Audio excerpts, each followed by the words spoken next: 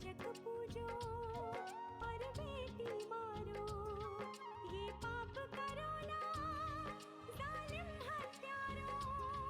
मत पाप करो, मत पाप करो। क्यों मारते हो बेटियां जब पूजते हो कंजकी। तुम्हें माँ ने जन्मा और दूध पिलाया, इस दूध का तुमने ये कर्ज चुकाया, ये कर्ज चुकाया। बेटी की हत्या का पाप कमाया। मत पाप करो, मत पाप करो। क्यों मारते हो बेटियां जब पूजते हो कंजकी। बिन बिटिया स्वर्ग अधूरा। माँ जी, अब तो पल्लवी को समझ ही जाना चाहिए। अरे अपहरण के बाद पल्लवी की कितनी बदनामी हुई, लोग न जाने क्या क्या बातें बना रहे हैं। न उसे पिता का प्यार मिला, न उसका जिसके लिए उसने अपना सब कुछ दांव पे लगा दिया। मुझे पता है, वो ना भागो को दहेज के लिए बहुत परेशान करते थे। तुम जानती थी तो तुमने पहले क्यों नहीं बताया? बाबूजी के डर से। अगर मैं कुछ बोलती तो मुझे हवेली के बाहर नहीं निकाल देते।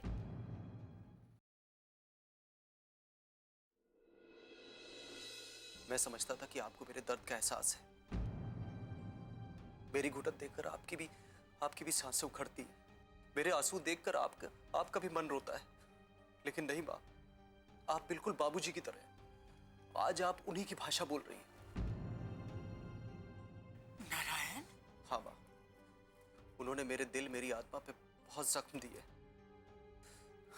आपने भी आज बहुत बड़ा धोखा दिया माँ मुझे। जिस ममता की छांव में मैं जीने की कोशिश कर रहा था, वो सारा भी आज आपने छीन लिया मुझसे। ये तो क्या कह रहा है नारायण? मैं तो सिर्फ तेरी खुशी चाहती हूँ बेटा, और तू इस तरह से। मुझे नहीं चाहिए वो खुशी जिसमें मेरी लक्ष्मी मेरे साथ ना हो, मेरी अनु ना हो, मेरी अपराजिता ना हो। आप अच्छी तरह जानती हैं माँ, उनमें मेरी जान बसती है। फिर भी आप मुझे उन्हें भूल जाने के लिए कह रही हैं। क्यों माँ, क्यों? आप क्यों भूलने के लिए कह रही हैं मुझे? छोटे ठाकुर आप। तुम चुप रहो, मुझे तुमसे एक भी शब्द नहीं सुनना है। ये मेरी जिंदगी है, मुझे क्या करना है और क्या नहीं करना है मुझे अच्छी तरह पता है।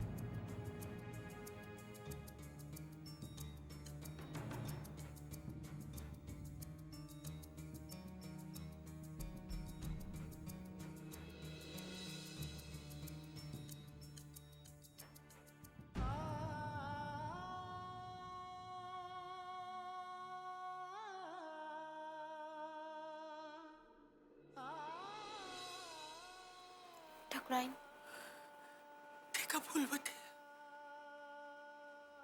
मेरी ममता एक छलावा है।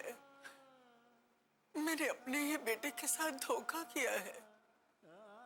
हे भगवान, अपने ही लाल के मुंह से ये शब्द सुनने से पहले तूने मुझे उठा क्यों नहीं लिया? उठा क्यों नहीं लिया?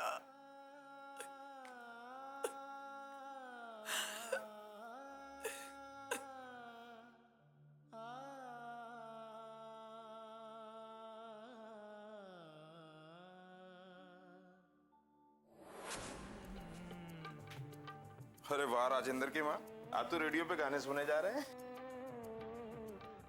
काम जल्दी निपट गया तो रेडियो चला लिया। अरे मत बंद करो, इतना अच्छा गाना तो आ रहा है। तेरी बिंदिया रे। अरे बंद क्यों कर दिया? ये दो रेडियो घर आ गए तो इसको क्या सुनना। अच्छा बहू कहाँ है तुम्हारी? अंदर? और कहाँ होगी, शोक मना रही है। मतलब? अरे जब कोई बिना खाए पिए रोता रहे तो और क्या कहूँ। कहा उन्होंने खाना नहीं खाया अभी तक? नहीं खाया, मना कर दिया। लेकिन हुआ क्या? अरे होना क्या था, शाम को अचानक उठ के देवी जी हवेली जाने लगी। अरे ना किसी से पूछा ना आज्ञा ली, मैंने मना किया तो बिफर गई और मुझे उल्टा सीधा सुनाने लगी। और फिर राजेंद्र ने भी सबक सिखा दिया। बस तभी से मुंह फुलाए बैठी है। अरे संतोषी, इतना गुस्सा होना भी ठीक नहीं है। जा उसे बुला ला, खाना खा लेगी। भूखी कैसे सोएगी? आपको क्या लगता है मैंने उसे खाना नहीं दिया? अरे एक तो मैंने सारे घर का काम अकेले किया और फिर जब उसके लिए थाली परोस के ले गई तो महारानी के तेवर तो देखो। मुझे गुस्से से घूर के देखा और मना कर दिया। अच्छा तुम रहने दो अम्मा, हम बुला के लाते हैं। अरे कोई जरूरत नहीं उसे बुलाने की। अरे लेकिन एक बार मना कर दिया ना, बड़े नाज नखरे दिखा रही थी। मैंने भी कह दिया जब तक नाक रगड़ के मुझसे माफी नहीं मांगेगी ना, एक टुकड़ा नहीं दूंगी खाने को। हाँ। अरे ये क्या बात हुई भला? और नहीं तका तुम भी ना अम्मा। देख राजेंद्र, बीवी के ज्यादा नाज नखरे उठाने की जरूरत नहीं है। अभी तो काबू में है वो। अगर उसे जरा सी भी हमदर्दी मिली ना तो सर पे चढ़ के नाचने लगेगी। हाँ, एक दिन भूखी रहेगी तो कुछ नहीं होगा, कल सही रास्ते पे आ जाएगी और माफी भी मांग लेगी। ऐसे वो हमारी मुट्ठी में रहेगी, समझ गया? अब चलो दोनों जल्दी से हाथ मुंह धो लो, मैं खाना लगा देती हूँ। हाँ,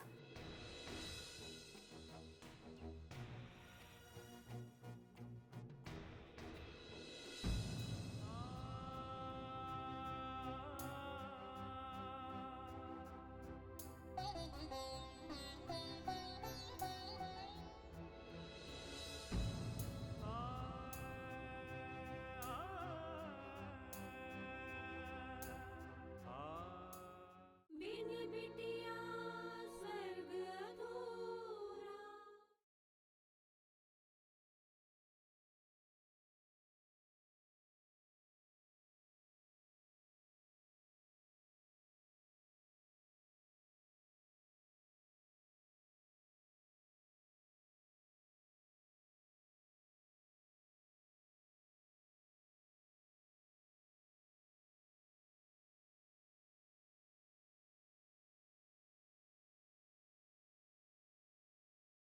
बिन बिटिया स्वर्ग अधूरा।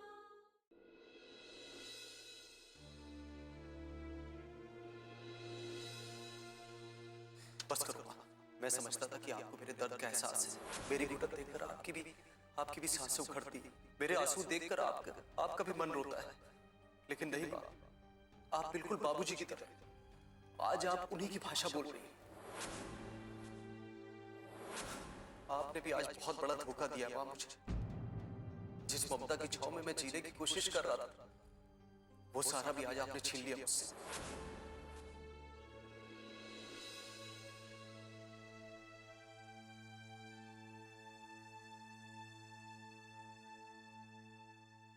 ठाकुराइन, छोटे ठाकुर वो सब गुस्से में कह गए हैं। अब जाने भी दीजिए, चलिए खाना खा लीजिए। नहीं फूलवती, अब तो मेरे गले के नीचे निवाला नहीं उतरेगा। ऐसा मत कहिए ठाकुराइन, आप अपने आप को क्यों सजा दे रही हैं? तो किसे सजा दूं फूलवती? मैं ही तो हूं गुनहगार अपने बच्चों की। मैं ही तो उन्हें इस दुनिया में लेके आई, पाला पोसा बड़ा किया, लेकिन मैं अपने बच्चों को खुशियां नहीं दे पाई। तुम्हें बताओ क्या गलत किया नारायण ने? सही आरोप तो लगाया, मेरी ममता दिखावे की है। मेरी आंखों के सामने मेरे दोनों बच्चों की जिंदगियां बिगड़ गई और मैं कुछ नहीं कर पाई। बस कीजिए ठाकुराइन, अपने आप को मत कोसिए। जो कुछ भी हो रहा है ठाकुर साहब की जिद की वजह से हो रहा है। अगर वो चाहते तो छोटे ठाकुर और नंदिनी बहनी की जिंदगी में पहले जैसी खुशियां होती। अब तो मुझे ये चिंता खाई जा रही है कि बदकिस्मती से कावेरी भी इस भंवर में फंस गई। अपने पति के रूखे व्यवहार के साथ पता नहीं वो बेचारी जिंदगी कैसे गुजारेगी। वक्त के साथ सब ठीक हो जाएगा ठाकुराइन। समय के साथ लक्ष्मी बहू रानी की यादें भी धुंधली हो जाएंगी और छोटे ठाकुर भी अपनी जिंदगी में रम जाएंगे। काश तेरा कहना सच हो जाए फूलवती, सच हो जाए।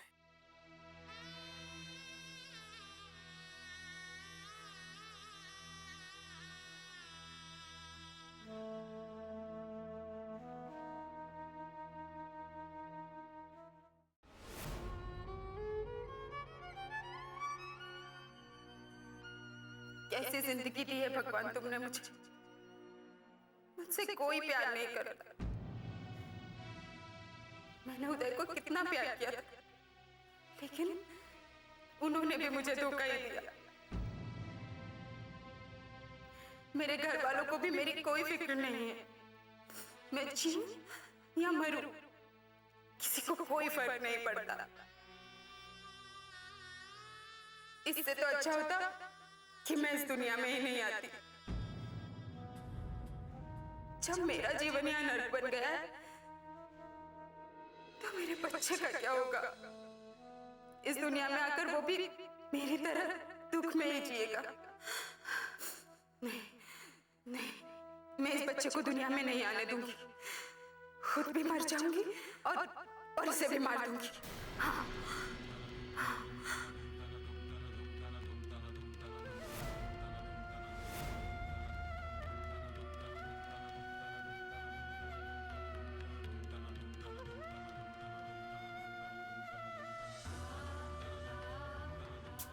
नंदिनी जी, ये क्या कर रही हैं आप? छोड़िए मुझे, छोड़िए। नंदिनी जी, चाकू छोड़िए, दीजिए मुझे। क्यों बचा रहे हो मुझे? हाँ, मर क्यों नहीं जाने देते? मेरी किसी को जरूरत नहीं है, ना इस घर में और ना उस घर में। सब लोग नफरत करते हैं मुझसे, तो किसके लिए जिंदा रहूं?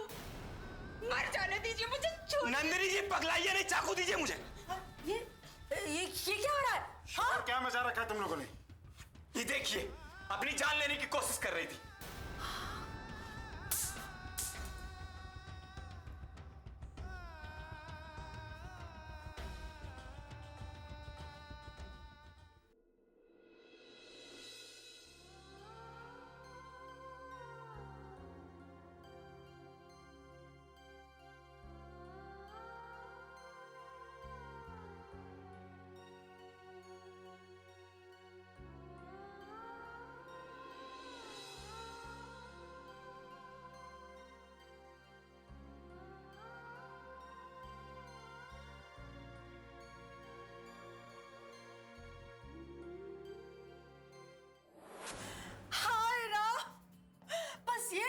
बाकी रह गया था।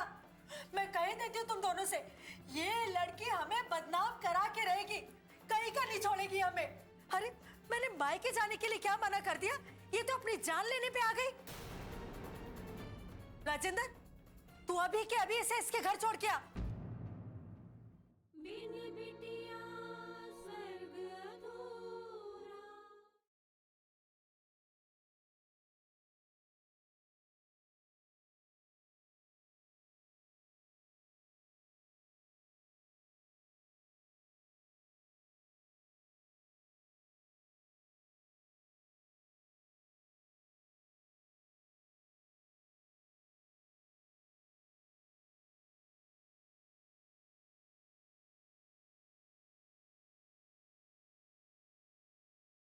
बिन बिटिया स्वर्ग अधूरा। ये लड़की हमें बदनाम करा के रहेगी, कहीं का नहीं छोड़ेगी हमें। अरे मैंने मायके जाने के लिए क्या मना कर दिया? ये तो अपनी जान लेने पे आ गई। राजेंद्र, तू अभी के अभी इसे इसके घर छोड़ के आ। तुम क्या बोल रही हो अम्मा? अरे सही कह रही हूं मैं, नहीं चाहिए हमें ऐसी बहू। एक तो इसका पाप छुपाने के लिए हम क्या क्या कर रहे हैं, अभी तक इसे घर में रखा हुआ है, और ये है कि हमें बदनाम करने पे तुली है। भाग्यवान, जरा धीरे बोलो, पास पड़ोस के लोग सुन लेंगे। सुनते हैं तो सुनने दो, मुझे किसी का डर नहीं है। मैंने कोई पाप नहीं किया जो खुसूर पसूर करूं। अरे जिसने पाप किया उसे देखो ना, रत्ती भर भी शर्म नहीं है। अम्मा आप चुप हो जाओ, बस चुप हो जाओ एकदम। अरे ये इतना बड़ा बवाल कर रही थी तो इसे कुछ नहीं बोल रहा। और मुझे चुप रहने के लिए कह रहा है? सुन छोरी, अगर तुझे मरना ही है ना तो अपने मायके जाके मर। राजेंद्र, इसे अभी के अभी छोड़ के आ इसके घर। अरे बाबूजी, राजेंद्र की माँ क्यों बात का पतंगड़ बना रही है? चल यहाँ से। मैं नहीं, ये जाएगी यहाँ से। पता नहीं वो कौन सी मनहूस घड़ी थी जब इसे ब्याह के हम अपने घर लेके आए थे। अरे मती मारी गई थी हमारी, जो हवेली के सितारों से अपनी झोपड़ी सजाने चले थे। हम ये भूल गए थे कि सितारों की अपनी कोई चमक नहीं होती। देखो जी, अभी भी समय है। जिनकी अमानत है उन्हें सौंप दो। कल को इसने कुछ कर लिया, कोई ऊंच नीच हो गई, तो हवेली वाले तो हमारा जीना हराम कर देंगे। ऐसा कुछ नहीं होगा राजेंद्र की माँ। ये पति पत्नी का आपस का मामला, ये लोग समझ लेंगे। अरे काहे के पति पत्नी? इसकी कोख में किसी और का पाप पल रहा है और आप कहते हैं कि इनके आपस का मामला है। हे भगवान, कैसी औरत है ये, एक बार में सुनती ही नहीं है। चलो यहाँ से, चलो।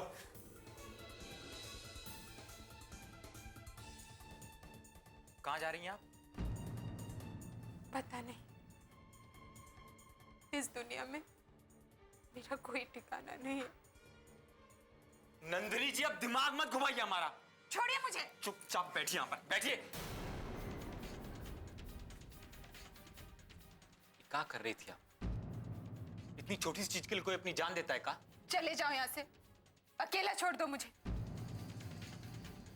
अब क्यों इतनी फिक्र हो रही है तुम्हें? हाँ, तब क्यों नहीं सोचा जब दिन रात मुझे ताने मारते थे? ये गलती क्या हो गई मुझसे? सबने मुझे इतना गिरा दिया कि मैं अपने आप से नफरत करने लग गई। अपनी जिंदगी बोझ लगने लगी मुझे।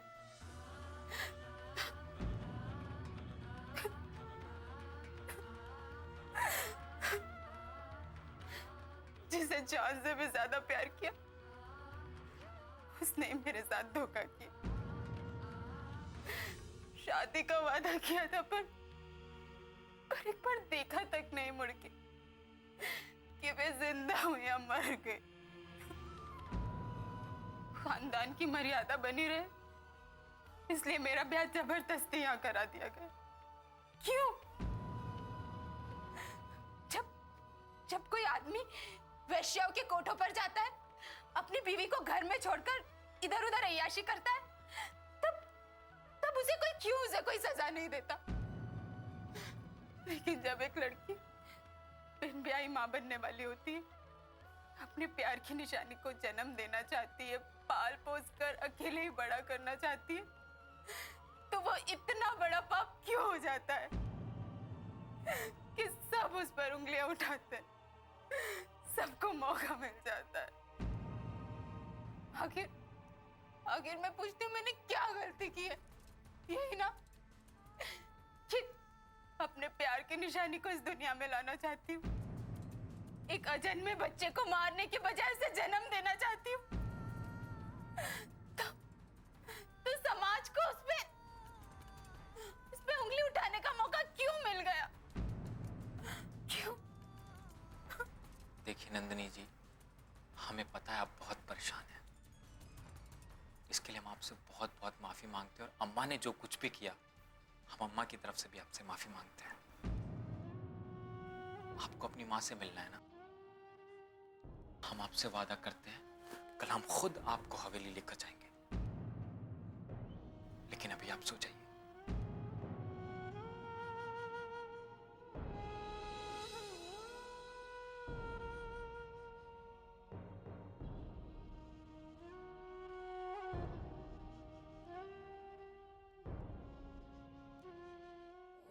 देखो जी, अभी भी समय है, मैं बता रही हूँ आपको। अगर ये लड़की कुछ दिन और रही ना यहाँ पे, तो देखना कालिक पोत देगी हमारे मुंह पे कालिक, सारे गांव में बदनाम कर देगी हमें। अरे राजेंद्र की माँ, इतना क्यों चिल्ला रही हो? अभी पूरा गांव इकट्ठा हो जाएगा। अरे होता है तो हो जाए गांव इकट्ठा, उन्हें भी तो पता चले कि ठाकुर साहब की लाडली क्या गुल खिला रही है यहाँ। अरे मैं तो कहती हूँ, हमें खुद ही जाके गांव वालों को बता देना चाहिए कि आज नंदिनी ने क्या किया। क्या मुसीबत है, एक बार बोलना शुरू होती हो तो बोलती चली जाती हो, बकर बकर बकर बकर।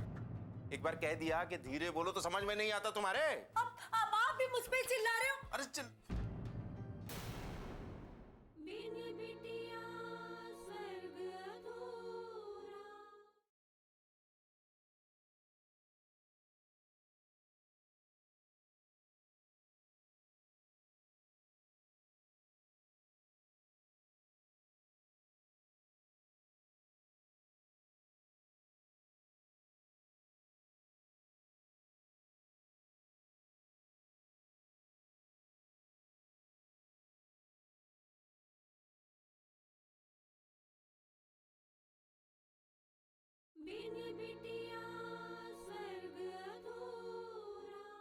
एक बार कह दिया कि धीरे बोलो तो समझ में नहीं आता तुम्हारे। अब आप भी मुझ पे चिल्ला रहे हो। अरे चल। अरे तुम लोग इतनी रात गए, क्या हो गया? हम भी यही पूछ रहे हैं, क्या हुआ है? इतनी रात को इतनी जोर जोर से आवाजें क्यों आ रही है आपके घर से? क्या बताऊं बहन, जब मुसीबत आती है ना तो चारों तरफ से आती है। अरे लेकिन हुआ क्या, कुछ तो बताओ। अरे कुछ नहीं है भौजी, आप क्यों बिना बात के परेशान हो रही हैं? अरे इसमें परेशानी की क्या बात है भैया? मुसीबत के वक्त पड़ोसी पड़ोसी के काम ना आए तो क्या फायदा? क्यों संतोषी? बहन, मुसीबत तो ऐसी है कि इसमें कोई मेरी मदद नहीं कर सकता। बस आज एक बात कहती हूँ कि इन ऊंची हवेली की छोरियों को ना कभी अपने घर की बहू मत बनाना। हाय हाय, ऐसा भी क्या हुआ? क्या कर दिया नंदिनी बिटिया ने? अरे क्या बताऊं, जो किया सो कम ही किया। आज तो उसने अपनी जान लेने की कोशिश की। हे भगवान, क्या कर रही हो संतोषी? सच कह रही हूँ, कितने चाव से अपने लाल का ब्याह किया था और अब देखो ना क्या दिन देखना पड़ रहा है। अरे भगवान, क्यों बात का बतंगड़ बना रही हो? भौजी ऐसा कुछ नहीं हुआ है। अरे इसमें छिपाने जैसे क्या बात है? आज उसने काम ही ऐसा किया है। आज अगर इनको सच नहीं पता चलेगा तो कल को हमारे ऊपर भी तो बात आ सकती है कि हमने उसकी जान लेने की कोशिश की थी। अरे राजेंद्र की मां। आप तो ना चुप ही रहो। हाँ, उसकी तरफदारी करने की कोई जरूरत नहीं है। अरे हमने कोई पाप थोड़े किया है, पाप तो उसने किया है जो अपने। अरे भगवान, क्या कर रही हो तुम? लगता है नंदिनी के दुख से तुम्हारा पारा बहुत चढ़ गया। तुम जाके थोड़ा आराम कर लो। इस छोरी ने तो मेरा माथा खराब कर दिया। हाँ, वही तो। हाँ भौजी देखो, अभी रात बहुत हो गई है, आप लोग भी जाके आराम कीजिए और हमें भी सोने दीजिए। राम राम। ठीक है भाई साहब, आप नहीं बताना चाहते तो कोई बात नहीं, लेकिन संतोषी, किसी भी समय हमारी जरूरत पड़े तो आवाज लगा देना। हाँ बहन, अब आप ही लोगों का तो सहारा है। राम राम। चलते।